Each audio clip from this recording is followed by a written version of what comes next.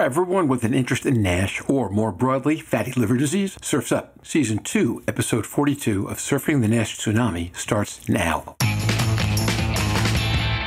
This week on Surfing the NASH Tsunami. I got my interest in FGF21 actually from working with Arun. He was first author on that initial publication, I believe in Lancet, if I'm not mistaken. It is interesting that potentially not all FGF21s are created equal, but certainly we'll be talking today about huge differences between FGF19 and FGF21, despite the fact that these hormones only have two numbers that separate them. FGF21 sounds like an exceptionally efficient way to address NASH. Would that be accurate compared to some of the other modes of action? It is definitely a potentially very exciting way to manage this problem because it gets to the root cause, it reduces fat in the liver, and now we're beginning to see that you might be able to actually improve fibrosis as well. In addition to that, by improving the lipid profile, we expect this will translate into improved cardiovascular outcomes, although we need data, hard data to show that.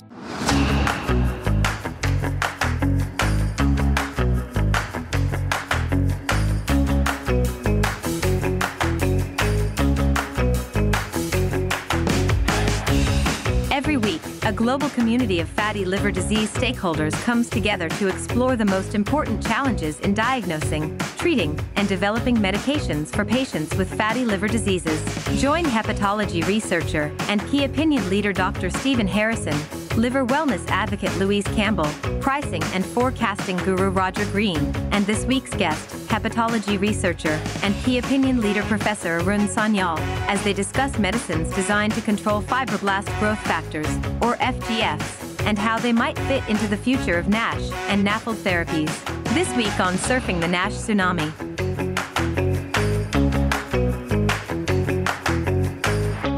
When you hear this, I'll be on my annual trip to the New Jersey shore for 2 weeks in August. For those of you who live anywhere on the eastern U.S. seaboard and have never been to Cape May, New Jersey, you need to go sometime. The town has a laid-back vibe that comes from not having an amusement park boardwalk, beautifully maintained Victorian homes, great restaurants, and one of the few places in the eastern U.S. where you can see the sun set in the west over water. If I sound like a travelogue, I'm not, but I did happen to get married there 21 years ago, so I've got really fond feelings for the town. I will be recording there for our next 2 episodes, as I did last summer. So today's a triple threat. Stephen and Louise both are here, although Stephen's a bit out of town. Stephen, how you doing today? I'm doing good, Roger. Thank you. Thank you, and thanks for being able to get this into your out-of-town schedule. Louise, how are you today? Very well, thank you very much. Okay, that's great. That's number one. Number two, we have a topic people have been asking for, which is explaining the FGF agents, the 19s and 21s, and how they go together. And to help get that done, we have a first-time guest surfer. Not just any guest, but Professor Arun Sanyal. Arun, how are you today? I'm very well, thank you. On the one hand, I think you certainly need no introduction. On the other, our listeners like to get to know the people they're listening to. So could you do us a favor? Just take a couple of minutes. Tell us about yourself, the work you do and your background and all that. And then wrap up with one fact about yourself that our listeners wouldn't know if they weren't listening to the podcast.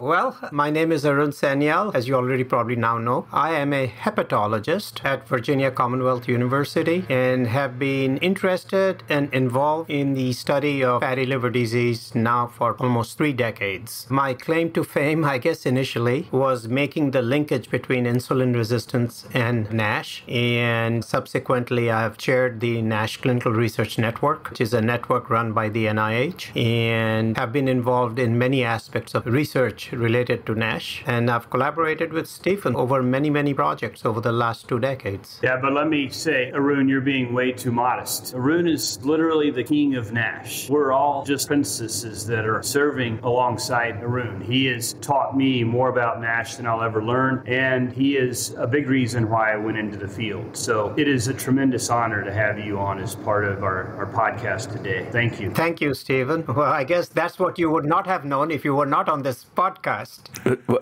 You're the king of NASH. You got to do better than that. I'm the Maharaja of NASH. Maybe that'll be better. There you go. If it makes you feel any better, Mazda Nuruddin once described Stephen as the Duke of Drugs. As the Duke of Drugs, okay. Yeah. So we have royalty in many forms around here. Stephen has 2 titles, but I think it's fair for you to be the king. I think that's appropriate. It's well earned. Yes. Arun, we're delighted, just delighted to have you here. So thank you so much. Likewise. With that, here's the one thing that people would know depending on where they live in the world. But Arun and I were talking about this last week. The two countries in the world that have the most interesting and advanced medical policy on NASH right now, depending upon how you look at it, are either India or England. And Arun is integrally involved with a lot of the work that goes on in India. You want to take just a second and talk about some of that, please, sir? Yeah. India, interestingly enough, is one of the first countries in the world to have a policy, a national policy related to fatty liver disease, beginning to integrate it with type 2 diabetes, cardiovascular disease, to take a more holistic approach to the problem. You know, one of the things we lose sight of is the fact that type 2 diabetes, cardiovascular disease, chronic kidney disease, diabetes-related blindness, and even neurocognitive decline, which in simple words is sort of age-related mental dysfunction. Many of these things are actually linked to common biology, which of course also occurs in people with fatty liver disease. And it's all happening in the same patient. So while the medicine and the knowledge has developed in a siloed fashion across multiple specialties, they all come together in the same patient. So in a patient-centric way, we need to think about the burden of diagnostic testing and therapeutics and try to find ways to make it easier for the patient not only to find the treatment that they need, but also to reduce the overall burden of medical care, and that includes diagnostics as well as therapeutics. This is a big part of the focus. There are statewide programs also going on in India, such as one in West Bengal with a big focus on rural populations whose needs are rather different than urban populations. That may not be applicable in the West to the same degree, but I'd love to hear Louise or somebody else's experiences about what's happening in the UK. Okay, so Louise, why don't you take a second and do that, and then we'll jump in. It's slightly different for me. I'm not in mainstream NHS anymore. What we are trying to do is get a little bit more coordinated with the pathways. And I think we discussed Jeff Lazarus's article the other week showing some really good examples of healthcare and processes for NAFLD and NASH. And then last week we had the report by the British Liver Trust that basically showed that less than 40% of any of the primary care areas actually use any form of pathway at all. So although we can highlight excellent practices in 6 or 7 really good areas, and I said it on the podcast with that, those areas have developed from liver units, so highly specialised units with an entire team who can put this in. It's not just implementing it because you can have access to it, which I think it sounds like the Indian mechanism might be more fitting for putting in new processes. So we've still got a long way to go, but we are getting there. We just need to share that practice or have other people invest in what's seen as really good practice because it saves money and helps patient pathways. So that's where our strength is. We've shown that it works, but only in small areas. We're going to leave this subject for today because we've got lots of ground to cover, but it should be noted we are going to come back to this again. I'd like to start spending more of our time. There's been really good response, I think, to the last, to Jeff's episode, and people are excited about the episode that will be posted on Wednesday about the multidisciplinary call to action. So we're going to be coming to these kinds of topics, and I think looking at India in particular and the UK second for the reason Louise just mentioned, the spread between having good processes and then getting them implemented are one of the things we're going to be spending some time on in the next few months. And hopefully, Arun, you'll come back and join us for some of that. Louise, I usually know where to find you, particularly if this is good football to talk about. With that, why don't we jump into today's usual icebreaker? Just one good thing that's happened in each of our lives in the past week. Brave one, go first. I'll go first. So I'm spending the last couple of weeks with my daughter before she leaves for college, and we're empty nesters finally. Again, following in Arun's footsteps, we spent the weekend experiencing a time on the lake, surfing and that sort of thing. And her boyfriend and her were able to get up on a single surfboard together, which was an amazing sight to see 2 young adults surfing on the same surfboard behind a boat. I thought that was pretty amazing. And then professionally, I've never been in a study myself for liver disease, but I am in one today. I got my own PDFF done, and based on the results of that, hopefully I don't have too much fat in my liver, but we'll see. Then I'll embark on a little proof of concept study. I need to talk to Arun about it more mechanistically about what we're doing, but I'm excited to see some good results come out of it. So, Stephen, all I can say is I hope that the read on your PDFF is a little bit more supportive and upbeat than your initial read on my liver the first time you fiber scanned understand it. Oh, well, I'm hopeful, but I gained the COVID-15, so who knows? For those who don't know this story, Stephen got a little bit green in the face as he looked at me and asked me if I thought I might need a liver transplant, and then they realized that they were taking pictures of my ribs. There's a reason nurses do that, predominantly, not doctors. Amen. Amen. This is one of his people. I just happened to have large ribs, or it was a bad day. Not sure which. Okay, Louise, Arun, somebody go ahead. I'll jump in next. I suppose my good event for the week is that my youngest is playing Ultimate Rugby Sevens. He's part of an elite GB team, so they've got to meet in person for the first time, and we're going to watch the tournament Wednesday because they're on camp for 3 days. Now, that's the first real event that real people have met together for rugby for over 12 months now, so I'm quite excited to go and watch him and support him with my husband. Fantastic. Arun, you want to go next? Yeah, I just found out that the quarantine in Nepal's been relaxed a little bit, and that it is possible with a negative COVID test and a vaccine and a post-arrival COVID test to dodge a 10-day quarantine and be able to go on a trek. So there is a trek that my son and I are planning to do. It's supposed to be a father-son event around the Kokyo Lakes, which are at the base of the Everest. So it's on in October. That's fantastic.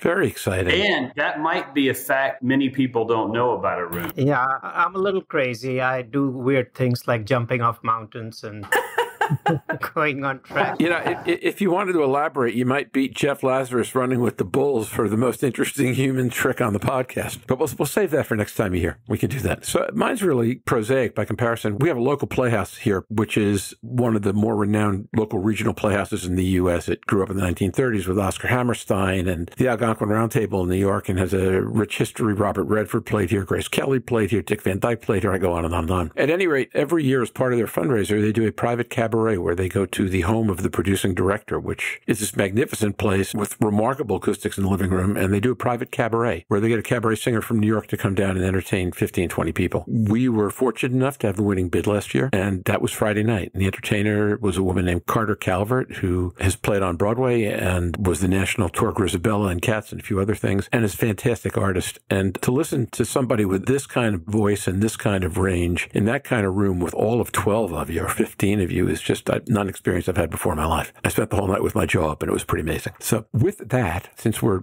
managing everyone's schedule, let's just go on. So here's what we're doing today. Last spring, background, in relatively short space of time, we talked about the withdrawal of one FGF targeted agent, the FGF19 aldafermin, from not going ahead in a phase 3 trial for advanced NASH, the success of the FGF21 Efruxifermin in its phase 2A balance trial, which Stephen was the author on when it published, I guess, in Nature last month, and then some exciting, very early data about Efruxifermin and compensated cirrhosis. And I was getting first of all, congrats to Stephen, who served as the PI on both trials. But second, I was getting letters, phone calls, and queries about, can someone explain to me what this FGF thing is about? So today we're going to do that. Fortunate enough to have Arun with us, as well as Stephen. I can't think of two better people to teach. First of all, just a high-level summary of what we're learning about Efruxifermin, and then some review of the differences between 19 and 21, and then differences between how the construction of the different FGF21 agents might lead to different results, and if we have time, to go back and take a look at what the 2B design for MK3655, the FGF compound that Merck licensed from NGM, can tell us about that compound and ways to think about the future of that entire mode of action. So that's a lot. We're going to try to get it all done in about 40 minutes. Stephen, why don't you kick us off by talking a little bit about the two trials, maybe the 2A balanced first and then the cohort C second. Sure. So thank you for the kind words relative to the balanced trial. So this is it's interesting. Efruxifermin, which is the commercial name for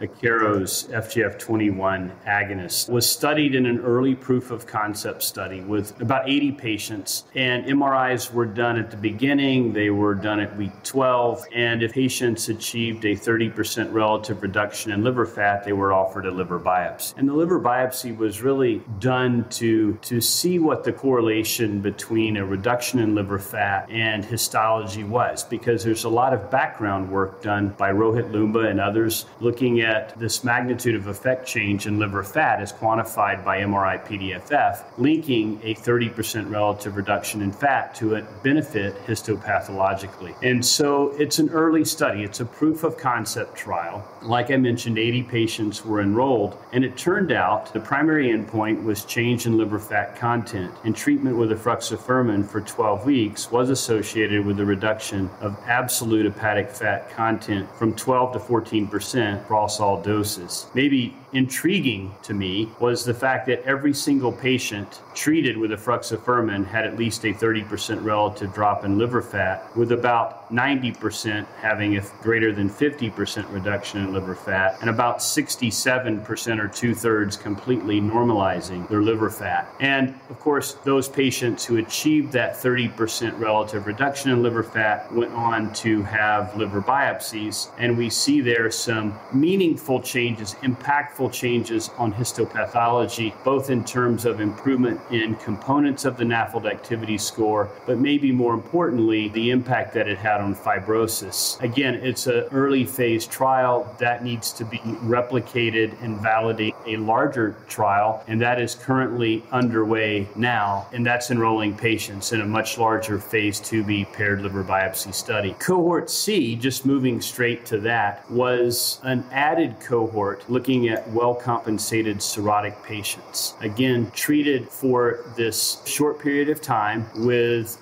an opportunity to have a repeat liver biopsy. Now, not all patients were required to undergo a repeat liver biopsy. It was voluntary, but most of them chose to do that. And we presented that data at EASL recently. And again, very nice findings relative to liver fat content reduction. But maybe the most striking finding was the fact that about a third of patients actually had regression of fibrosis from a well-compensated cirrhotic state to something less than cirrhosis. And given the issue with sampling variability and inter and intra-observer variability in reading, we wanted to look at some additional non-invasive tests to support and substantiate the histopathologic changes. And there were very positive movements in multiple different NITs to support something positive happening in these cirrhotic patients. Again, nothing more than to say a very early proof of concept trial, but a very positive one for this group of patients who are at incredible unmet medical need for their liver disease. To be able to take a NASH cirrhotic and stabilize that disease, or maybe even potentially begin to reverse it, is something that we sorely need, and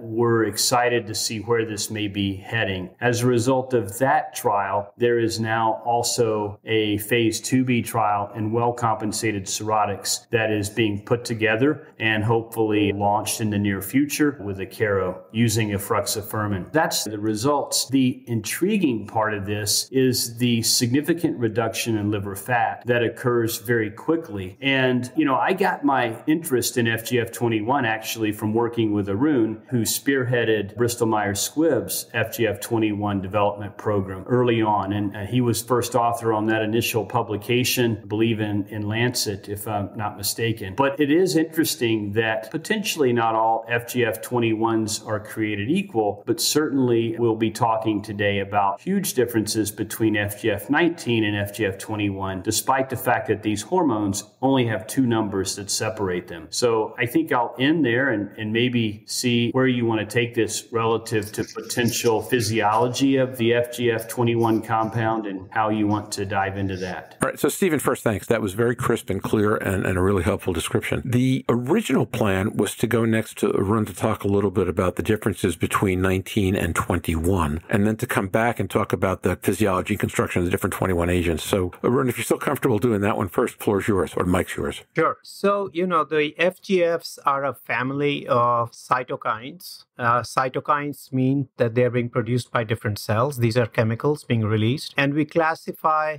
FGFs based on whether they act on the same cell that produces them. Those are intracrine FGFs. Then there are paracrine FGFs, which work on adjacent cells. And then there are endocrine FGFs, which are released into blood and then carried to distant sites and act on distant organs. So here, what we're talking about are the endocrine FGFs. And so in the endocrine FGFs, you have FGF21 and 19 are two of the principal endocrine FGFs. The principal difference between FGF21 and FGF19 from a clinical point of view relates to the type of receptors they bind. So for FGFs to do anything, they have to bind to their receptor on cells. Now, they require two receptors. One's called beta-klotho, and the other one is called FGF receptor. Now, for FGF21 to work, it has to bind FGF receptor 1 as a minimal requirement along with beta-klotho. And actually, the Merck compound, the NGM313, is a FGF receptor 1 beta-klotho analog. Now, the other FGF21s can bind not only FGF1 but also FGF2 and 3 to varying degrees, but they do not bind to FGF receptor 4. So that's where FGF19 comes in. FGF19 can bind to FGF receptor 4. That's what principally distinguishes the FGF21 biology from FGF19 biology. The second principal difference is that the FGF21 is principally a hepatokine. That is, it is produced in the liver and can be released. It can also be made in adipose tissue and it can be released into circulation. FGF19, on the other hand, is released from the intestine after bile acids bind to a receptor called FXR in the intestine, and the largest amount of FGF19 in the body comes from the intestine and is released into the intestinal outflow, that is the circulatory outflow. And this is important because this brings it straight to the liver. The liver is the first organ that sees all of the blood that is draining the intestine because that's where it carries the nutrients. And then FGF19 has a principal effect on the liver where it has the FGF receptor 4, which gives it the hepatic specificity, whereas FGF21, which binds mainly to 1, 2, and 3, along with beta-klotho, can not only affect the liver, but can affect fatty tissue, can affect bones, can affect and also very importantly, the brain. So, Raja, I think that sort of, unless you want to know more, I can keep going, but I think that's a good place to start. Stephen, if you wanted to amplify, and Louise, let me do Stephen first. Anything you want to amplify on that? And then I think that was terrific. Just a nice summary. Just backing up a little bit, it's important for our audience to realize how fat gets in the liver. I don't think we've really been through that much on the podcast, and I think it's apropos to this discussion. So, majority of fat coming into the liver is happening because of sick adipocytes. Sick adipocytes undergoing lipolysis, releasing free fatty acids that get taken up by the liver predominantly. And second most common is de novo lipogenesis, and third most common is through nutrition. And that's relevant to this discussion on FGF21, particularly, and FGF19, particularly through the binding of FGFR1C, beta-klotho. So this idea that we're binding the FGF1 receptor, its activity is in the adipocyte predominantly. So by modulating that, you can theoretically have a major impact on fat inside the liver. And we see that FGF19, aldafermin, binds 1 and 4, whereas most of the FGF21s bind 1 and then to variable degrees 2 and 3, which maybe, Arun, you can talk to 2 and 3 a little bit about maybe where they're predominantly located and what their effects are. That actually is one of the bigger differences between why there are potentially variances in how these FGF21s work a little bit, how effective, how potent they are. But quite frankly, the major impact of liver fat content reduction, specifically how we saw absolute reductions of 12 to 14% with Efruxifermin in the balance paper, was it, I think, impacted mainly through its binding to the 1C receptor. So I just wanted to throw that out there as just a little added piece of information.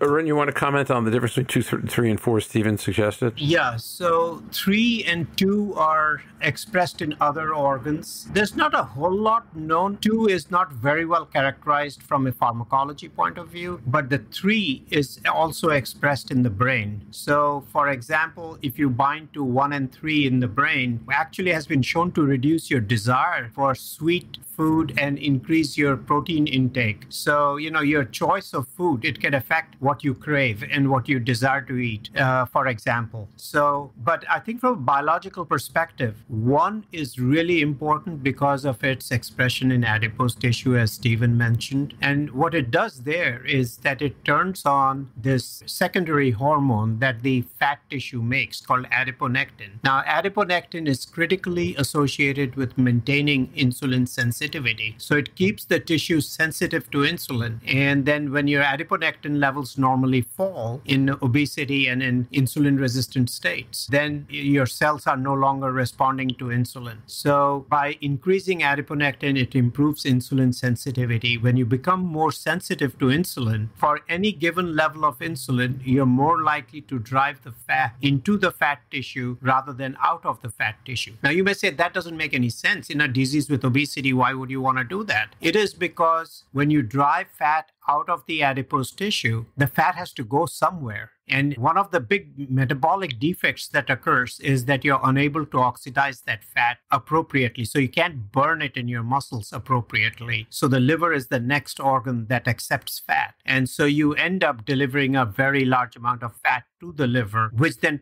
creates a metabolic stress on the liver and triggers the sequence of events that we recognize as NASH. So this also opens up the possibility that if you could modulate this metabolic capacity to burn fat in muscle tissue in the fasted state, you might have another mechanism by which you could reduce delivery of excess fat to the liver. Now, the development of insulin resistance in the liver has a second effect through the muscle, because when you become insulin resistant in the muscle, you not only are unable to burn that excess fat, but you also are unable to take up glucose from the circulation. Normally, when you eat a sugar load, that extra sugar is cleared from your blood by muscle. And if you're unable to do that, all that extra sugar is delivered to the liver, and sugar is the substrate for de novo lipogenesis. So you get a double whammy. First, you're getting lots of fat delivered, and number two, you get a lot of sugar delivered to the liver. The third clinical implication of this is that when you are moving fat from your adipose tissue masses into the circulation, but you cannot burn it and you're delivering it to the liver, at a certain point, you saturate the liver's ability to take it up, but a lot of that extra fat returns to the fat tissue. So the patient is unable to mobilize that fat and unable to lose weight. So they'll tell you, I'm trying to exercise, but I'm not losing weight. How often have we heard that? And it's a common mistake for physicians to then claim that the patient is lying, they're being lazy. But the truth is, if you are really metabolically resistant to the actions of insulin, that leads to this inability to mobilize fat, because the fat that does come out of the fat stores cannot be burned, so it goes back into the fat tissue or it goes into the liver to create fatty liver disease. Yeah, that's fascinating. I just wanted one thing to add to that, since you were speaking about adiponectin. Juan Frias presented at the recent ADA some follow-up data from the BALANCE trial, looking specifically at adiponectin, and just the conclusions of that. I'm pulling his last slide up now. Increases in adiponectin correlated strongly with improvements in lipid and lipoprotein profiles, as well as markers of insulin sensitivity and glucose metabolism, and reduction in biomarkers of liver cell injury and hepatocyte stress, as well as liver fibrosis. So that speaks to your point a bit more directly. Yeah. And Stephen, as you know, I've been a great protagonist from day one that the best way to reduce scarring in the liver is to treat the root cause. And if the root cause is delivery of excess sugar and poisonous fats to the liver, reducing those is the best way to reduce everything that happens downstream. But the FGF21s have an additional effect that is directly in the liver. When you deliver excess fat to the liver, you trigger something called ER stress, or stress to the endoplasmic reticulum, which causes an unfolded protein response. FGF21s can actually be produced as a consequence of unfolded protein response, but it basically impacts many of the pathways that drive inflammation and oxidative stress. So there is yet another layer of direct effects within the liver beyond what you're seeing in the adipose tissue, etc., that contribute to the beneficial effects of FGF21s. That makes FGF21 sound like an exceptionally efficient way to address NASH. in that it addresses many different issues in many different places. Would that be accurate compared to, say, some of the other modes of action that we take a look at? I can take a shot at that. It is definitely a potentially very exciting way to manage this problem because it gets to the root cause. It reduces fat in the liver. And now we're beginning to see that you might be able to actually improve fibrosis as well. In addition to that, by improving the lipid profile, we expect this will translate into improved cardiovascular outcomes, although we need data, hard data to show that. So all of those are on the plus side. On the negative side is the fact that it's an injectable. And, there is at least a theoretical worry that over time, as you keep injecting, you may get tachyphylaxis, you could get antibodies developing to the molecule. Now, you could argue that this is all theoretical. Nobody's actually shown this as a real phenomenon. And I'll say that I'll absolutely accept that. But it's something that as an academic clinician with a research interest in the area, we're always looking to see where the minefields are, right? So that we can avoid them. And so other than that, I think this is looking very, very good. Louise, do you have a question or anything you want to add? Just really enjoying listening to these two guys making it sound understandable, because sometimes I read these pieces and it just goes way over with the science. But the one thing I was just thinking of there, when you were talking about the FGF receptors, is there a difference in these with different ethnicities and the breakdowns? When you described you can trigger sugar cravings or you can address some of that with them, is there any work done on, do we have different types or different numbers? A stupid question, I know, but I just wondered. That is a fantastic question. I got to tell you that I am not aware of anyone having done an in-depth race by race, something that's really, truly very rigorous. There's some data that the FGF21 response in African Americans may be less than in Caucasians. I remember seeing that at some point, some years ago, but I'm not aware of recent literature doing a sort of a systematic, in-depth analysis of this. There's probably more data on comparing primates to humans than within human by race or ethnicity. Yeah, I agree. The other thing that's interesting about these compounds, and I agree, this preliminary data is incredibly exciting. But if we step back for a moment and look at it, we only have liver biopsy data with FGF21s right now on about 50 patients that have been reported, right? So there's still a significant amount of data that we need to generate over a longer period of time to really have a clear understanding of what this mechanism is doing to the liver and then extrahepatically what it's doing outside of the liver. And one of the things that I'm big on as we develop drugs for NASH is that we're not so myopic that all we focus on as hepatologists is parenchyma of the liver. I think we need to be cognizant of the fact that this is a symptom of a much bigger metabolic problem that the patients are going through. And so if we can have a drug that targets some of these extrahepatic manifestations of metabolic syndrome, that's going to have a much better impact at the end of the day. So we want to hit the liver. We want to see what we can do outside of the liver. And at least what we've seen with some of these FGF21s, we're doing that. And Efruxifermin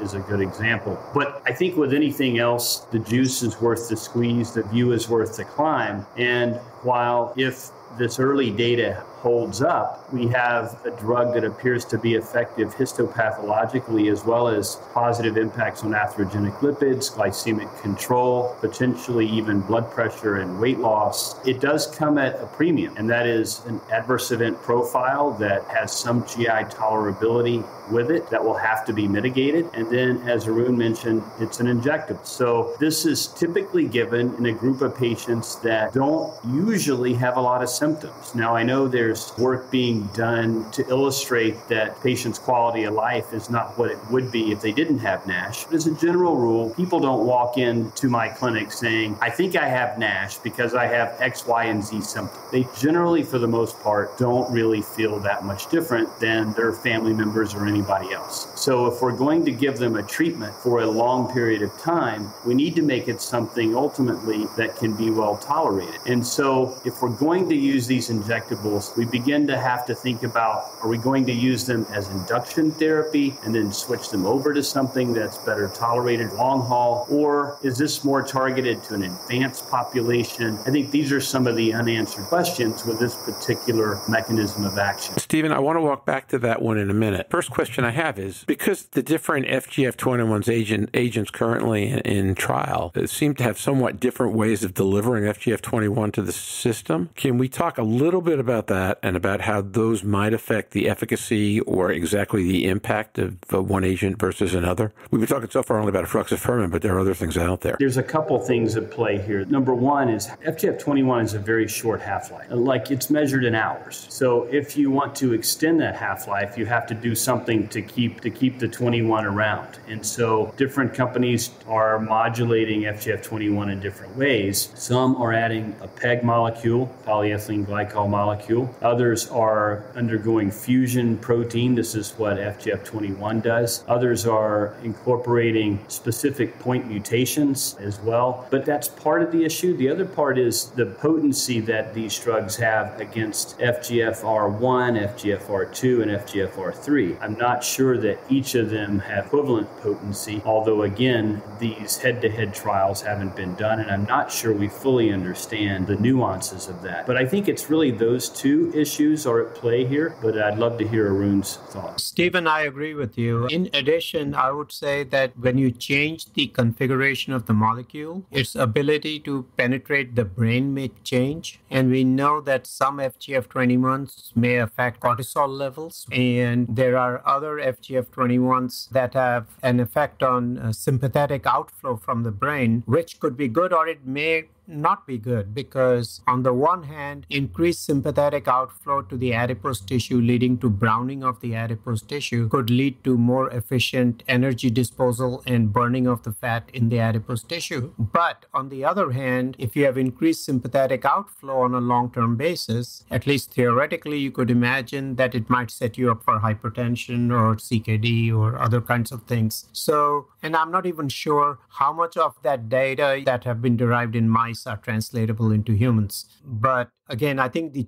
variance in the different molecules in terms of their structure, in terms of how their half-life has been extended by adding linker molecules, and the degree of penetration into different organ systems. Brain is one of the best examples because we have a blood-brain barrier that FGF21 has to cross. And then its agonism for receptor 1 versus 2 versus 3 and the ratio of all of that leads to many, many permutations that can result from one molecule to the other in terms of the net biology that flows downstream. Arun, is there a strong existing hypothesis about which is better and which is less good, let's say? FGF receptor 1 binding is clearly an important part, and FGF receptor 4 provides liver specificity. So those two, I think we have good data on. The impact of 2s and 3s, I think, are a little more open-ended, but it may be that some combo could have a little bit better effect than others. One of the mechanisms of action that have emerged from preclinical studies is that the brain sends out these signals through nerves called the sympathetic nervous system that cause the adipose tissue to burn fat without turning it into ATP, so that excess energy is released and you essentially can start mobilizing your adipose tissue and getting rid of the extra fat. Whether that actually happens in humans and to what degree it explains the overall biology of adiponectin, I think remains a fairly contested subject. Clearly, there are direct effects of adiponectin, direct effects of FGF21 on the adipose tissue that are linked to its stimulation of adiponectin that also seem to be quite important. And as Steve mentioned, the recent data from humans again suggests that these direct effects on adipose tissue may actually be quite important. So between picking the brain or the adipose tissue, my personal bias is that the adipose tissue effects are probably more relevant. I do have one more question, and Arun, you and I talked about this briefly before the podcast, which is that we talk about FGF21 as being short half-life, fast-acting, acute drug, and then you come up on the design for the MK3655 trial, right? The molecule they licensed from NGM, which is a sub-Q dose. It's a 28-day dosing, and it looks to be targeted at a very different use. And I'd love for you to talk a little bit about how the molecule is different and what that logic is, and whether it is what it appears to me to be. Well, it's primarily working through FGF receptor 1 and beta-klotho, and so it has a significant extrahepatic profile of action, and there's very strong preclinical data that by having a pure FGF receptor 1C and beta-klotho effect, it is modifying adiponectin. And in preclinical models, including primates, it has shown quite a remarkable defatting and improvement and suppression of, lipolysis. Interestingly, in the fasted state, it has also suppressed endogenous glucose production, which is largely a hepatic, function. So its effects are not only in the adipose tissue, but there is an effect at the level of the liver as well, because the endogenous glucose production is by and large a function of hepatic gluconeogenesis. So there are other compounds also. What is common between many of these FGF9 is that they all sort of tend to increase adiponectin. The ones that have been shown to, there are compounds that were developed by Lilly. There were other compounds that have been developed by Pfizer, etc. There appears to be an effect, at least in the human studies, on the adiponectin, which is a big part of this story. For the MK3655, what is also remarkable is that if you look at the glucose disposal rate, which is the removal of glucose from circulation, it almost has the same level that you see with the classical insulin sensitizer like pioglitazone. So this basically is showing that it's improving insulin resistance, and a lot of that insulin resistance is muscle mediated, like I talked about. It reduces hepatic fat, and also it is improving adiponectin. So target organs include adipose tissue, muscle, and the liver for sure. And again, because the ability to suppress after a single dose, what big separator over here is that after a single dose, if you went out to up to day 36, you can see up to 34-35% reduction in hepatic fat. That, in my view, is pretty remarkable. So I would be very interested to see, as the histology trial rolls out, that what the final results, how these translate into improved histology. So, Stephen, Louise, I'm wondering if you have questions or things to add, and then we'll go on to final question because we're kind of getting to the end of our session today. I had a question to add when I read the paper, Stephen. I think we've discussed on the podcast considerably about failure rates and the difficulties of recruiting to trial. Was there a particular difficulty recruiting to this? Because the failure rate was very high. Was it COVID-induced? Was there something specific? I think 267 screen failed out of 356. Yeah, that's the problem we have with every trial in NASH. The screen fail rates are running around 70 to 80%. And it's higher, it's closer to the 80% when you have to go through 3 different gates to get approval for randomization. So those gates are very simply, you sign consent, you draw labs. And you can screen fail at that point. You go to MRI, you can screen fail at MRI. And then you go to liver biopsy and you can screen fail there. When you add each of those screen fails up, it actually comes out to 70 to 80%. So I don't think it's anything unique to this particular mechanism of action. It's just how we design the trials. Remember, we can use FibroScan CAP as a pre-screen modality for MRI, and we've done very well at reducing screen fail rates on MRI down to around 15 to 20%. And we've done pretty good at our baseline screen fail rate on labs and consent. That comes in around 20 to 25%. Where we've had our biggest hiccup is on liver biopsy interpretation, saying yes, no, particularly to the presence or absence of ballooning. And Arun and I could talk for another 3 hours about the complexity surrounding that. But as it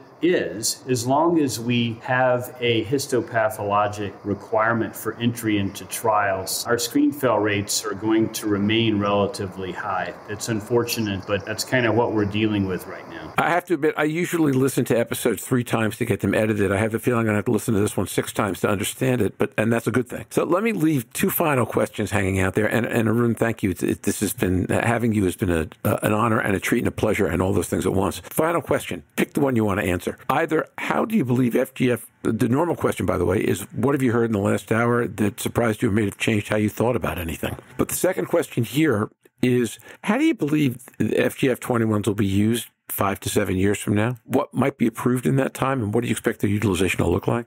Brave one, go first. So the way I see it is that the future of the field is in a more integrated and holistic view of fatty liver disease, combining cardiovascular morbidity, diabetes, chronic kidney disease, etc., all together under a larger umbrella of metabolic ill health, and trying to find therapies where a single agent can improve multiple end organs simultaneously. And keeping that concept in mind, we know that GLP-1s have already been shown to improve in type 2 diabetics with high-risk features, all-cause mortality, cardiovascular outcomes, etc. Chronic kidney disease as well. SGLT2 is not far behind them, although their cardiovascular benefit profile is a little different than GLP-1s. And so if you look at the practice guidelines for type 2 diabetes, they're already changing, and GLP-1s and SGLT2s are becoming much more mainstream than they used to be. And I suspect that if the GLP-1s, the semaglutide data read out positive on their phase 3. A lot of people who manage patients with fatty liver disease are going to do an initial triage and identify people who are stage 3 or less than stage 3. And if it's less than stage 3, they'll get treated with a metabolic drug. And, if FGF21 also eventually shows all the benefits of GLP-1s, then we'll have to see which one comes out ahead. But right now, based on the evidence that we have today, GLP-1s would be your starting drug for that population. Now, it may be that with FGF21s show a significant antifibrotic benefit, then for people who are stage 3, who are on the verge of getting into cirrhosis, or those who already have compensated cirrhosis, in that population, you may start with a combination where you would have a drug which has significant antifibrotic effect on top of a drug that is a very potent metabolic drug. So that's how I see things playing out in the future.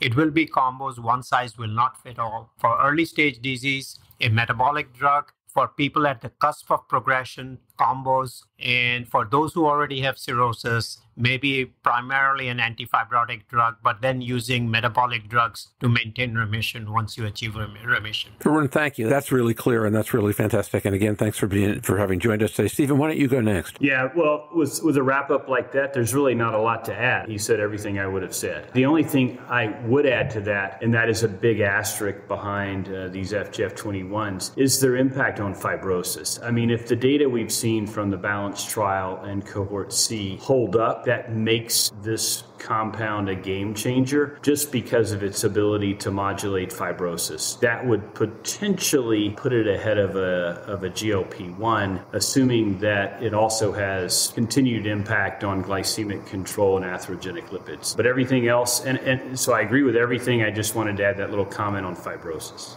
Okay, thanks. Louise, comment, question? I just enjoyed listening to these two guys smash it and on the discussion and really enjoyed it. And I think the only thing I was going to add to that was as we go out into the future, I think the mechanism of delivery won't be dissimilar to viral hepatitis C in the fact that a lot of patients with hep C had no symptoms and we had to convince them and support them into interferon therapies. There is a lot of strength in hepatology whereby we can deliver those sort of mechanisms in patients. If it's as exciting as it sounds, looking at the side effect profile and everything so far, it's a very good product. And I can't wait to see the next sets of the trials. So keep smashing it. Amen to that. I think my one-sentence takeaway is not having appreciated all of the different ways that an FGF21 has the ability to act against the total range of metabolic disease. And as a result, how valuable it might be in a holistic context. I don't think I'd fully appreciated that before today. And Arun, thank you very much for, if for nothing else, and there are but 9 other things, but for enlightening me and hopefully some of our other listeners on that point, because I think that's really important. Thank you. So with that, please come back anytime. And we were talking a little bit about coming back to talk about India some, which will be great. As far as the rest of it goes, let me say thanks to Stephen and to Louise and to Arun. Let me let you folks go. I'll come back and do the business section after you're gone, because we all have busy days and we're about 3 minutes behind schedule right now. So thank you so much, all of you. All right. Well, thank you, guys. Thank you, everybody. See everybody. Talk to you later. Okay. Take care. Bye. As we shift into the business section, we are still in the slower days of summer. Still, we have a couple of interesting items to report. Continuing today's theme of interesting, important drug development discussions. No, we will not have Dr. Sanyal back next week. We will have Stephen and Arun Schottenberg covering a very important topic, cirrhosis. We will look at what makes it both imperative and challenging to develop cirrhosis drugs, what that means in terms of diagnosis and treatment, and what we've learned so far about drug development related to cirrhosis, what's worked, what hasn't worked, what success might look like in the future. Cirrhosis is especially important because it's the immediate precursor to severe outcomes like hepatocellular carcinoma, transplant, and death, which means expensive and heartbreaking event. But also because time from initial diagnosis to severe event is an average of 3 years, often less. And 50% of patients learn they have a problem for the first time when being examined by a doctor for something else. This is the place where we can have the greatest, fastest impact on patient mortality and on patient life satisfaction and happiness. Second issue, it's the one place where the major agencies do not accept surrogate endpoints. Drugs can succeed in cirrhosis without a phase 4 trial, which means they may have a faster path to full approval and as a result a stronger position in financial markets. We've already recorded this episode. It combines high-value content with an engaging conversation. Don't miss it. Starting in 1 or 2 weeks, be on the lookout for questionnaires. I mentioned last week the 2 issues where we need your input via questionnaire, general directions and major themes over the next few months, and the right way to make live audience a permanent feature of the podcast. Eric and I will be working over the next week or 2 on the best way to get these posted online as questionnaires and to get the answers compiled. If you subscribe to our advanced podcast newsletter, or if you follow me or the podcast on LinkedIn, Facebook, or Twitter, keep your eye open for a link to questionnaires. Hey listeners, glad to have you back. With us going dark the week of July 4th and me off for a week, our download rate was a little soft in the month of July. Last week, with a solid topic, interesting panel, and a special interview with Louise, numbers rebounded spectacularly. Great to have you all back. And with that, I want to thank Arun and Stephen for providing so much insightful and fascinating information today, to Louise for bringing a non-KOL perspective and asking some great questions, and as always, to the Surfing NASH crew, Mike, Eric, Paulie. We will post the next episode, the one on cirrhosis, on Wednesday, August 25th. As I mentioned, we've recorded the rough cut already, and it's really special. Until then, stay safe, surf on. See you on the podcast. Bye-bye now.